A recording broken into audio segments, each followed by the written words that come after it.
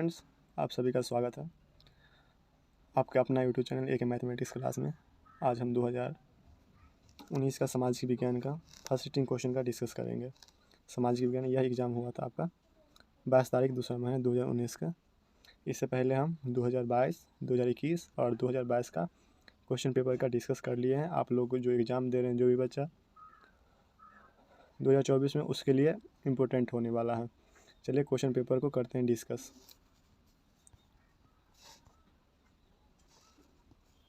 सबसे first question मेरा है, सभी ने अवज्ञा आंदोलन किस यात्रा से शुरू हुआ था?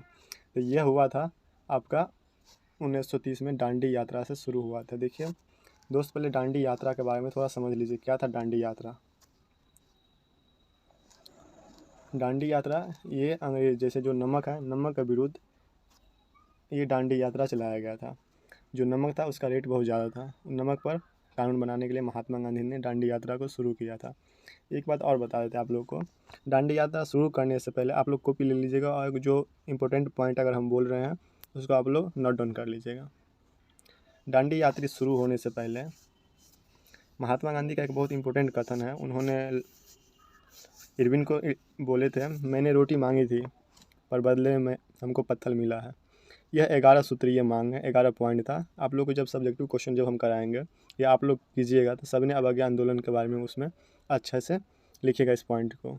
तो 11 सूत्रीय मांग था, उसको मांगा था महात्मा गांधी, इसीलिए बोला था मैंने रोटी मांगी थी, अब बदले में हमको पत्थर मिला था।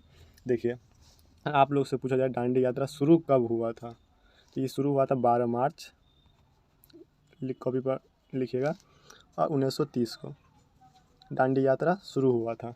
कहाँ से स्टार्ट हुआ था भाई? साबरमती आश्रम से। साबरमती आश्रम से शुरू हुआ था। कितने लोग थे? 78, 78 अनुयायियों के साथ। कितने किलोमीटर गए थे ये भी आपसे पूछ सकता है, तो 385 किलोमीटर। और आप लोग से किलोमीटर में नहीं, मील में पूछा, 241 मील, याद रखिएगा। इतने आदमी के साथ, 78 का अनुयायियों के साथ 385 किलोमीटर की यात्रा के बाद जो ये यात्रा था, ये आपका टोटल 24 दिन का, 24 दिन लगा था इसको यहाँ आने में। डांडी कहाँ है? एक ज़िला पड़ता है, नौसारी ज़िला वहीं है। और यह 24 दिन के बाद 5 अप्रैल 1930 को महात्मा गांधी और सभी अनुयायी वहाँ पहुँच गए थे। 6 अप्रैल को नमक कानून बना के इस कानून का उल्लंघन किया, नमक बना के कानून का उल्लंघन किया। एक बात और बता देते हैं जो भी इम्पोर्टेंट बात है, जो ये डांडी यात्री थी ना, इसके लिए सुभाष चंद्र बोस का एक कथन था। बोला था क्या?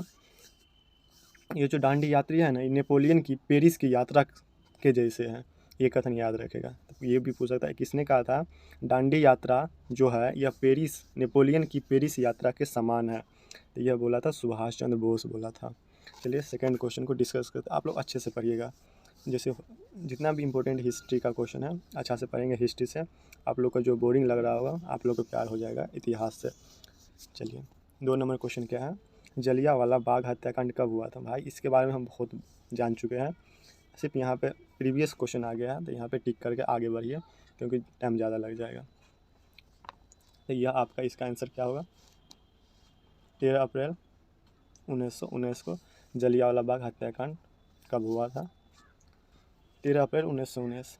वेदों की ओर लौटो का नारा किसने दिया था? देखिए वेदों की ओर लौटो का नारा किसने दिया था? स्वामी दयानंद सरस्वती सही आंसर होगा इसका, स्वामी दयानंद सरस्वती। चलिए क्वेश्चन नंबर 4, किसने कहा बिहार के विकास के बिना भारत के विकास संभव नहीं है? किसने कहा था? तो ये अपना APJ अब्दुल कलाम जी ने बोले थे। डॉक्टर राजेंद्र प्रसाद कहाँ से थे? बिहार के थे। इसी के घर पे सबसे पहले जब चंपारण महात्मा गांधी 1917 में गए थे तो सबसे पहले डॉक्टर राजेंद्र प्रसाद के घर पे गए थे। और नरेंद्र मोदी अभी भारत का वर्तमान में प्रधानमंत्री है। चलिए 5 नंबर क्वेश्चन देखते हैं क्या है। बोलेविया में जन संघर्ष का प्रमुख कारण क्या था? आप लोगों को पता होगा, क्योंकि वहाँ पानी के कीमत बढ़ गया था बहुत ज़्यादा, पानी, इसीलिए संघर्ष हुआ था। जन संघर्ष मतलब आपसी संघर्ष होता है। 6 नंबर क्वेश्चन आप लोगों को करवाए थे, Tata iron and steel company की स्थापना कब हुआ था? जमशेदपुर में। रतन जी टाटा फाउंडर था इसका। कब स्थापना हुआ था बताइए। कल का वीडियो आप लोग देखे होइएगा तो बता सकते हैं इसका आंसर। इसका सही आंसर होगा 1907। डेट भी हम बता दिए थे। गुटेनबर्ग का जन्म कब हुआ था? गुटेनबर्ग जो है उनका जन्म हुआ था, कहाँ हुआ था ये पूछ रहा है। बोले गुटेनबर्ग है कि आप लोगों के सब्जेक्टिव में भी ये क्वेश्चन आता है गुटेनबर्ग क्या होता है। जब इसको सब्जेक्टिव में कराएंगे तो वहाँ पे इसको क्लियर कर लेंगे क्या है ये नहीं है। अभी ऑब्जेक्टिव कर रहे हैं। इसका सही आंसर है जर्मनी। वर्तमान में नेपाल की शासन प्रणाली क्या है? देखिए अभी वर्तमान में पूछ रहा था, अभी लोकतंत्र है, लेकिन पहले कुछ दिन पहले 2015 के आसपास में राजतंत्र था। कुछ दिन पहले ही लोकतंत्र हुआ है। Question number 9, War and Peace की रचना किसने की है?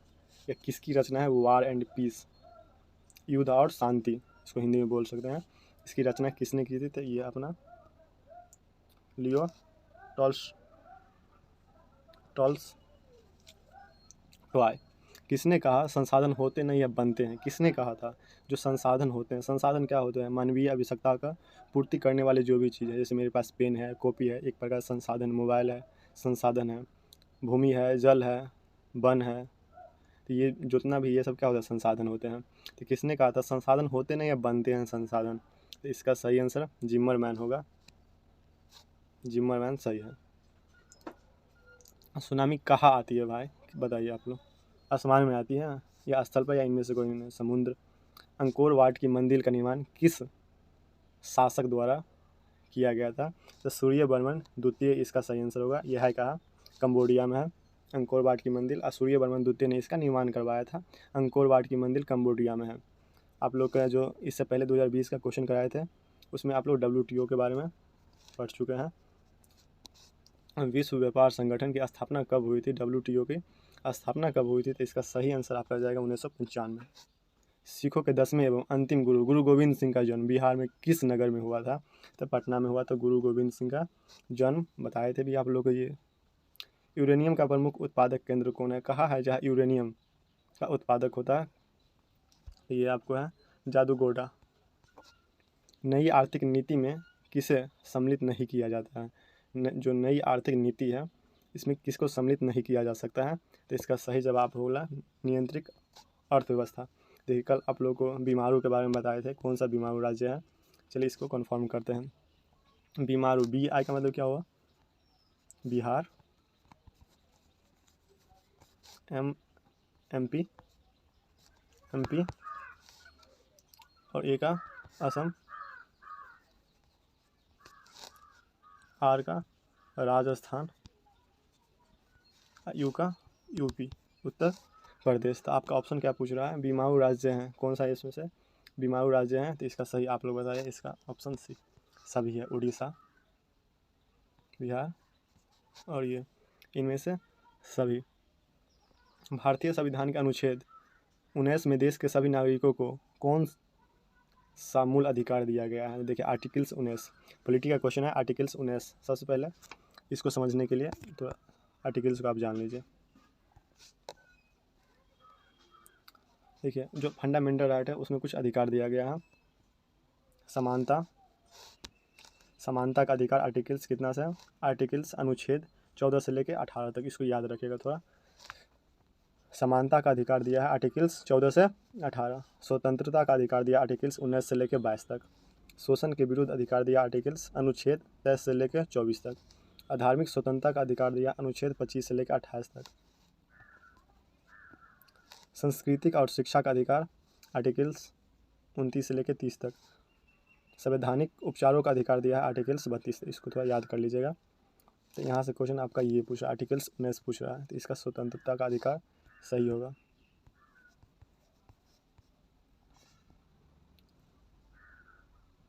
तो सही होगा स्वतंत्रता का अधिकार। सभी के बारे में बता दिए हैं। निम्न में से किसको प्राथमिक क्षेत्र कहा जाता है? कृषि क्षेत्र।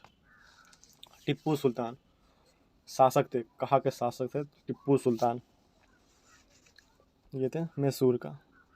सांप्रदायिकता राजनीतिक आधारित होता है, किस पे होता है? तो इसका सही आंसर होगा आपका धर्म पे। पंचायती राज व्यवस्था सर्वप्रथम किस राज्य में लागू किया गया था सबसे पहले? तो राजस्थान में लागू किया गया था। इसके बारे में फर्स्ट वीडियो 2022 में क्वेश्चन डिस्कस किए थे, उसी से रिलेटेड क्वेश्चन है। 10 नंबर क्वेश्चन, राजनीतिक दलों की मान्यता और उसका चिन्ह किसके द्वारा प्रदान किया जाता है? किसके द्वारा उसका जो राजनीतिक दल है, कैसे पता चलेगा वो राजनीतिक दल अगर है वो राजनीतिक दल, तो उसका चिन्ह किसके द्वारा प्रदान किया? राष्ट्रपति, प्रधानमंत्री, निर्वाचन आयोग और इनमें से कोई नहीं। तो इसका सही होगा निर्वाचन आयोग, इलेक्शन कमीशन जो है ये प्रदान करेगा। भारत का राष्ट्रीय पक्षी क्या है? मोर। संचार का लोकप्रिय साधन क्या है? संचार का लोकप्रिय साधन क्या है? मोबाइल। अंतर्राष्ट्रीय महिला दिवस किस तिथि को मनाया जाता है? 8 मार्च। योजना आयोग को भंग करके ये भंग कब हुआ है? 2015 में। इसका अध्यक्ष होता है प्रधानमंत्री, भारत का प्रधानमंत्री इसका अध्यक्ष होता है।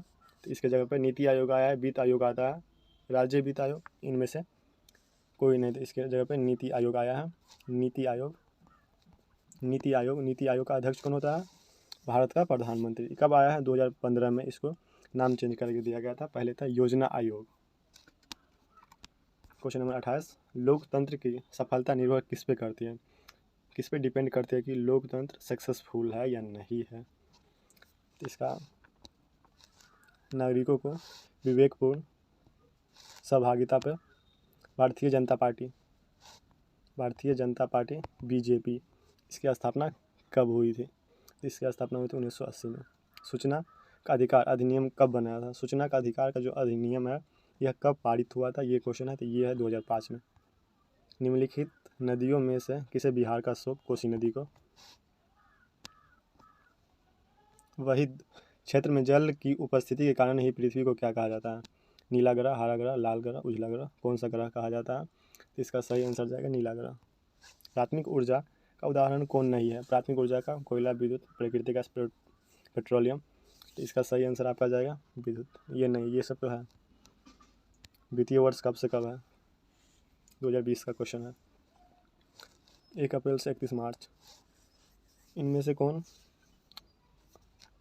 संस्थागत वित्त का साधन है? कौन सा है जो वित्त का साधन? इनमें से कौन संस्थागत वित्त का साधन है? तो कौन सा साधन है ये पूछ रहा है। तो इसका सही आंसर जाएगा व्यावसायिक बैंक। 36 नंबर, संजीव गांधी जैविक उद्यान किस नगर में है? किस नगर में है संजय गांधी जैविक उद्यान किस नगर में है? तो इसका सही आंसर होगा आपका पटना में है। पटना, बिहार की राजधानी पटना। बिहार कब अलग हुआ था? 1912 में। उड़ीसा कब हुआ था? 1936 में। झारखंड कब हुआ था? 2000 में। निम्नलिखित उद्योगों में से कौन सी कृषि पर आधारित नहीं है? कौन सा उद्योग है? जूट उद्योग, चीनी, सीमेंट, भाई सीमेंट। सौर ऊर्जा निम्नलिखित में से कौन सा संसाधन है? सौर ऊर्जा नवीकरणीय संसाधन है और नवीकरणीय है। जैव और जैव मानव निर्मित, कौन सा आंसर सही होगा इसका? नवीकरणीय संसाधन। चावल क्या है? खरीफ फसल है, रबी फसल, जायद फसल, इनमें से कोई नहीं। तो इसका सही आंसर होगा खरीफ फसल। राष्ट्रीय विकास परिषद का गठन कब हुआ था? तो इसका 1952 में है, याद रखिएगा, इसको थोड़ा याद कर लीजिएगा। ये जो आपका फंडामेंटल जो राइट है आपका आर्टिकल्स कब से, मौलिक अधिकार 14 से लेके 32 तक है। अनुच्छेद याद रखिएगा, थोड़ा एग्जाम में आ सकता है। तो दोस्तों अगर मेरा वीडियो थोड़ा अच्छा लगा है तो अपने फ्रेंड को शेयर कीजिए और अपना पढ़ाई को बेहतर बनाइए और थोड़ा घर पर भी इसको याद कर लीजिएगा। जो भी इम्पोर्टेंट पॉइंट लिखा है इसको कोई पर लिख के आप लोग याद कर लीजिएगा।